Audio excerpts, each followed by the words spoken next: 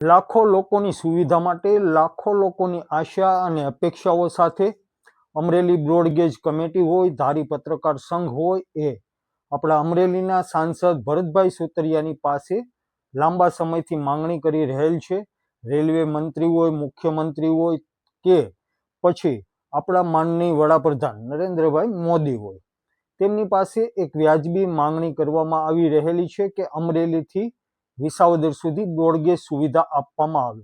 આ સાથે જ એક બીજી પણ માંગ કરવામાં આવી રહેલી છે કે અમરેલીથી સોમનાથ સુધી, જ્યારે પવિત્ર શ્રાવણ માસની શરૂઆત થઈ રહેલી છે, આવનારા દિવસોમાં જ્યારે પવિત્ર શ્રાવણ માસ આવવાનો છે, ત્યારે જેટલા પણ ભાવિકો છે તેઓ દર્શન કરવા માટે સોમનાથ વેરાવળ ખાતે પહોંચે અને તેઓ પોતાના ઘેરે પાછા સાંજે ફરી જાય એ રીતે ટાઈમ ટેબલ અનુસાર જે જૂના સમયપત્રક મુજબ ઇન્ટરગેટ ટ્રેન સુવિધા શરૂ હતી તે આપવામાં આવે. પરંતુ અત્યારે હાલમાં આપણને નથી મળી બ્રોડગેજ કે નથી મળી મીટરગેજ. હા, અમરેલીના સાંસદ ભરતભાઈ સુતરિયાએ એક લોકાર્પણ જરૂરથી કરી આપેલ છે. આ લોકાર્પણ છે અમરેલીથી સોમનાથ સુધી એસટી બસની સુવિધા. આમ જોઈએ તો લાખો લોકો યોગ્ય અને વ્યાજબી માંગણી કરી રહેલા હતા.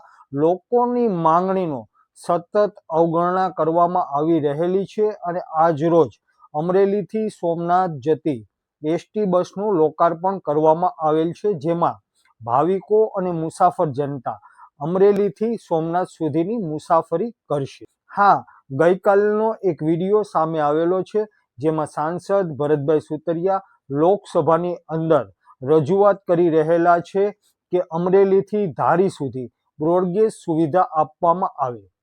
હકીકતમાં ધારી પત્રકાર સંઘ હોય, અમરેલી બ્રોડગેજ કમિટી હોય કે પછી વિસાવદર, ચલાલા અને ધારીની સામાજિક અને રાજકીય આગેવાનો હોય કે પછી જાગૃત નાગરિકો હોય, તમામ લોકોની એક જ માંગ છે કે અમરેલીથી વિસાવદર સુધી બ્રોડગેજ સુવિધા આપવામાં આવે. અધકચેરી માંગણી આપણા સાંસદ કરી રહેલા છે અમરેલીથી ધારી સુધી. આમ જોઈએ તો જ્યારે બ્રોડગેજની અને મીટરગેજની લોકો માંગણી કરી રહેલા છે, એવા સમયે જે એસટી બસ ફાળવવામાં આવેલી છે અમરેલીથી સોમનાથ સુધીની, જેના પર પણ લોકો હસી રહેલા છે. ગ્રામ પંચાયતથી લઈને કેન્દ્ર સરકાર સુધી, રાજ્યસભા હોય, લોકસભા હોય, વિધાનસભા હોય, જ્યારે ભારતીય જનતા પાર્ટી સત્તા સ્થાને છે ત્યારે આ મડાગાંઠનો ઉકેલ આવતો નથી. મતદારોમાં પણ નારાજગી વ્યાપી ગયેલી છે કે મગનું નામ મરી પાડવામાં આવતું નથી અને અમરેલીથી વિસાવદર સુધી બ્રોડગેજ સુવિધા મંજૂર કરવામાં આવતી નથી.